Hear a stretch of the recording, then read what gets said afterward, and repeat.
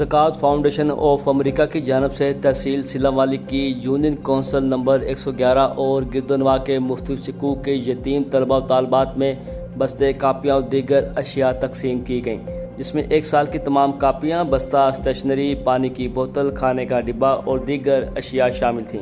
اس سلسلے میں government girls high school چک 126 جنوبی میں منعقدہ تقریب میں یتیم طلبہ و طالبات میں مذکورہ بالائے اشیاء تقسیم کی گئیں۔ زکوٰۃ فاؤنڈیشن آف امریکہ کے آرفن سپورٹ کی کوآرڈینیٹر شازیہ ناز نے گفتگو کرتے ہوئے کہا کہ زکوٰۃ فاؤنڈیشن تعلیم کے فروغ کے لیے بھرپور اقدامات کر رہی ہے اور آئندہ بھی یہ سلسلہ جاری رہے گا۔ بچوں اور بیوہ خواتین نے اس اقدام کو خوش آئند قرار دیتے ہوئے زکوٰۃ فاؤنڈیشن آف امریکہ کا شکریہ ادا کیا۔ زکوٰۃ فاؤنڈیشن آف امریکہ کی ٹیم نے تعلیم کی اہمیت کے حوالے سے لوگوں کو آگاہی فراہم کی۔